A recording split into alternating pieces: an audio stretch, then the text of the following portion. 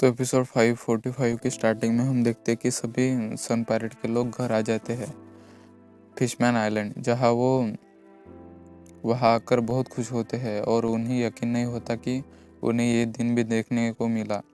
और वो बोलते हैं हमें उन सेलेस्टियल ड्रैगन ने बहुत परेशान किया। हम उनसे बहुत नफरत करते थे। मैंने कभी नहीं सोचा था कि मैं फिशमैन आइलैंड कभी फिर से देख पाऊंगा।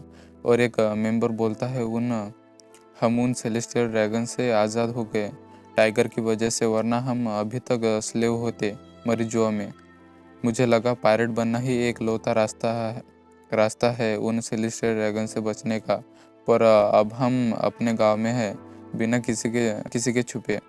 अब हम आज़ाद हैं। और वो जिम्बे का शुक्रिया अदा करते हैं और बोलते हैं हम तुम्हारा एहसान कभी नहीं भूलेंगे।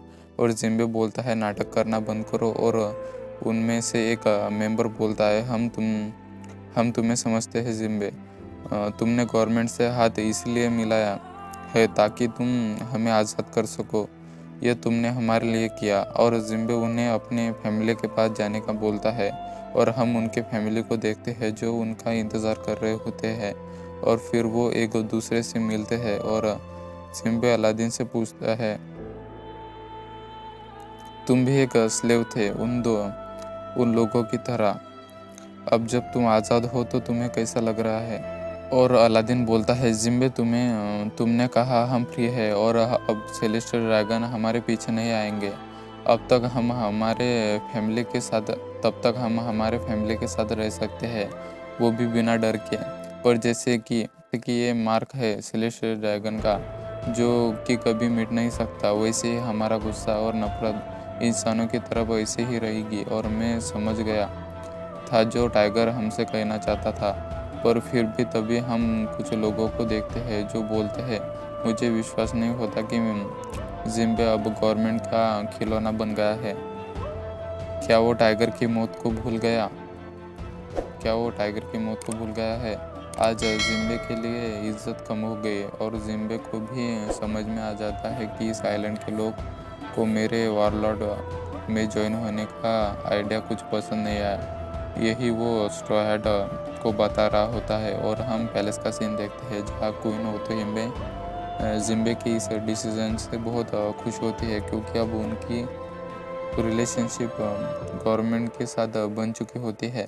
और ओतोहिमे इसका पूरा फ़ायदा लेना चाहती है ताकि वो इंसानों से एक अच्छा नाता बना सके। और नेपच्यून बोलता है भले ही जिम्बे ने ये डिसीजन अपने दोस्तों के लिए लिया है, पर उसने अपने आप पर बहुत बड़ा बर्डन ले लिया है। अगर उसे गवर्नमेंट का ऑर्डर आया तो उसे उनकी तरफ से लड़ना ही होगा, उसके मर्जी के। ओतोहिमे बोलते हैं मैं जिम्बे का ये सैक्रिफाइस खाली नहीं जाने दूंगी, मैं वादा करती हूँ कि मैं अपना बेस्ट दूंगी। और नेपच्यून बोलता है अपने आप को ज़्यादा चोट मत पहुँचाना। और जिम्बे बोलता है फिर कुछ ऐसा हुआ जो हमने कभी नहीं सोचा था, जिसकी वजह से क्वीन ओतोहिमे की ज़िंदगी बदल गई।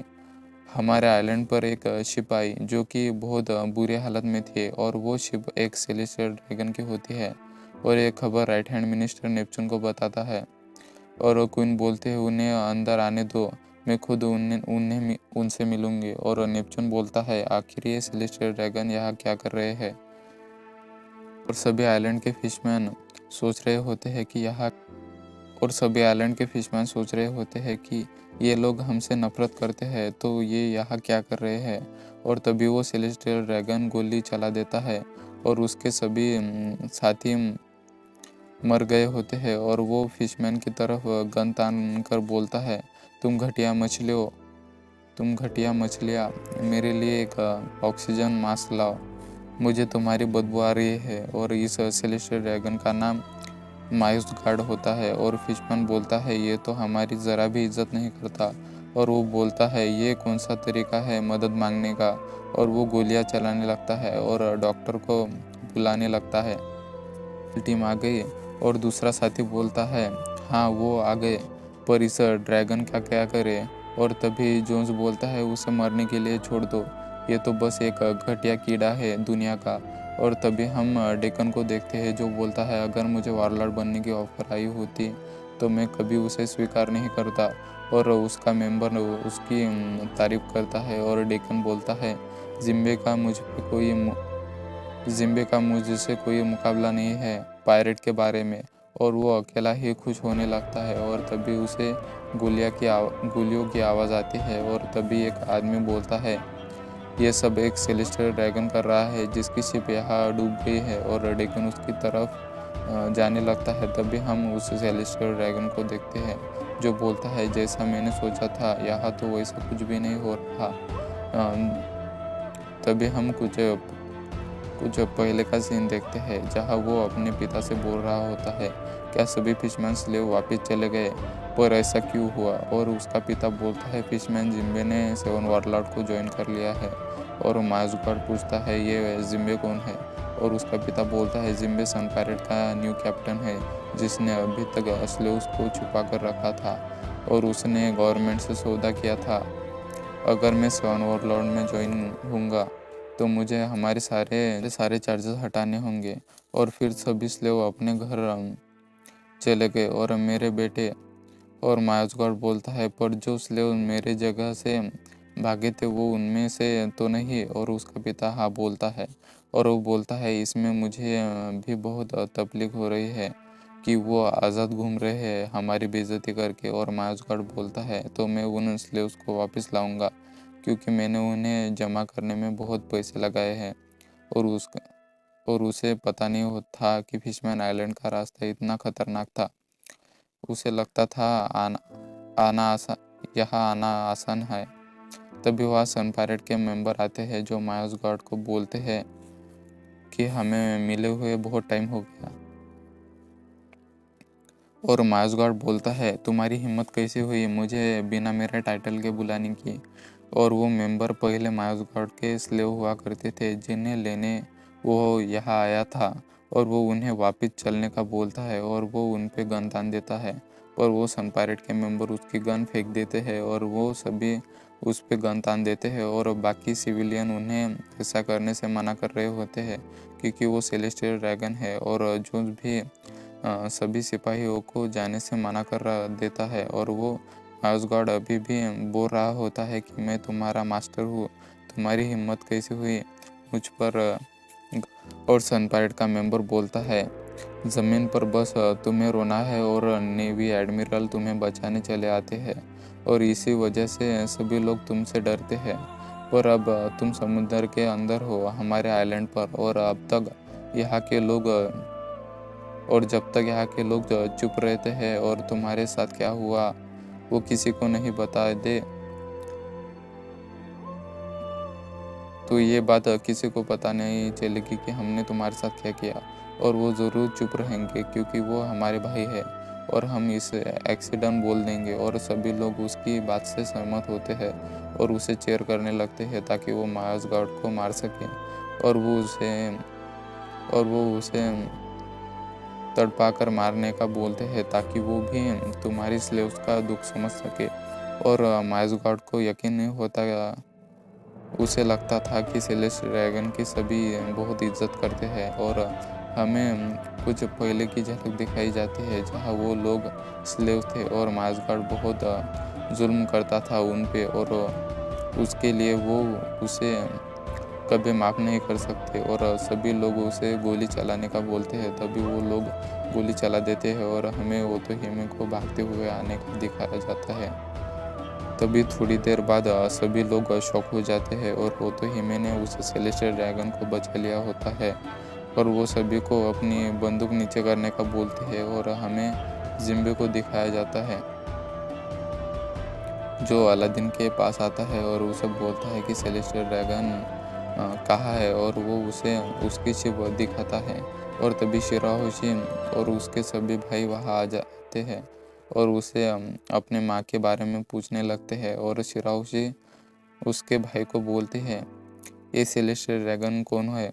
और उसका भाई बोलता है, सेलेस्टियल ड्रैगन हम फिशमैन से बहुत नफरत करते हैं जो बाकी ह्यूमन से अलग अलग और डरावने हैं। और अलादीन बोलता है, मैंने कुछ गोलियों की आवाज़ सुनी थी, चलो चलते हैं। और वो सन पायरेट के मेंबर क्वीन को बोलते हैं, तुमने इस सेलेस्टियल ड्रैगन को क्यों बचाया, क्या तुम्हें पता नहीं इसने हमारे साथ क्या किया? इसने तो हमें एक जानवर से भी बदतर समझा और एक स्लेव। और क्वीन बोलती है, मैं तुम्हें और तुम्हारे दर्द को समझती हूँ। मुझे पता है कि ये मुश्किल है। और शिराहोशी और जिम्बे भी वहाँ आ जाते हैं। और क्वीन बोलती है, पर तुम तुम्हारा गुस्सा और नफरत इन छोटे बच्चों के दिमाग में नहीं डाल सकते। तुम उन्हें अपने हाल पर छोड़ दो। उन्हें अपने आप पता लगाने दो कि इंसान कैसे होते हैं।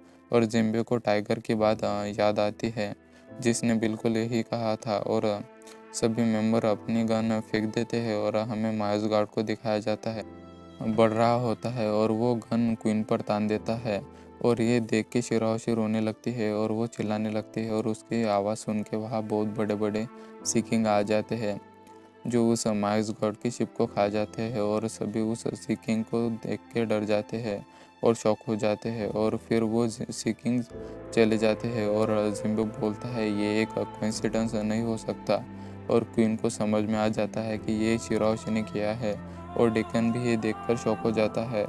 और वो बोलता है, मेरे पूर्वज बोला करते थे कि वहाँ एक मरमेड हुआ करती थी जिसे बहुत पावर मिली थी, जिसकी मदद से वो सीकिंग को भी कंट्रोल कर सकती थी। और मेरे एंसेस्टर वेंडर डेक्कन दीवन इसीलिए खोज करने पानी के नीचे आए थे। और उनकी बात सच में सच थी। मैंने अब उस मरमेड को ढूंढ लिया। और वो उसके मेंबर को बोलता है, शांत रहो वरना सभी सुन लेंगे। और वो बोलता है, अगर ये सीकिंग्स को कंट्रोल करने की ताकत मेरे पास आ जाए तो मैं कुछ भी कर सकता हूँ। और वो पूछता है, तो अब हम क्या करें? क्या हम उसे किडनैप कर ले? और डेक्कन बोलता है, नहीं मैं उससे शादी करूँगा। और वो दोनों ये सुन के शॉक हो जाते हैं। और वो बोलते हैं, पर वो तो अभी एक बच्चे है। और डेक्कन बोलता है, यही तो प्रॉब्लम है। और क्वीन अलादीन को उस सेलेस्टियल ड्रैगन का इलाज करने का बोलती है। और वो अलादीन का शुक्रिया अदा करती है। और जिम्बे स्ट्रॉ हैट को बोलता है, अब थोड़ी दिनों बाद सेलेस्टियल ड्रैगन ठीक हो गया और वो अपने घर जाने के लिए तैयार था। पर तभी क्वीन ओतोहिमे ने अजीब चीज़ कर दी। और हम माइल्स गार्ड को देखते हैं जो जाने लगता है। और वो अभी भी उन्हें कोस रहा होता है कि उन्होंने उसकी बेइज्जती कैसे की और मैं उसका बदला लूँगा। और सभी उसके इस बात से गुस्सा हो जाते हैं क्योंकि उन्होंने उसकी बहुत मदद की थी। और क्वीन उसे बोलते हैं, लगता है तुम्हें बहुत कुछ बोलना है, तो चलो मैं तुम्हारे साथ आती हूँ ताकि मैं तुम्हारी बात समझ सकूँ। और सभी उसे मना कर रहे होते हैं। और नेपच्यून भी उसे रोकने की कोशिश करता है, पर क्वीन ने अपना मन बना लिया होता है और सभी को दिखाना चाहती थी कि सभी इंसान बुरे नहीं होते और हम उन पे भरोसा कर सकते हैं। और वो चली जाती है और सभी उसे अलविदा करते हैं। और जिम्बे भी अलादीन को उस पर भरोसा करने का बोलता है। और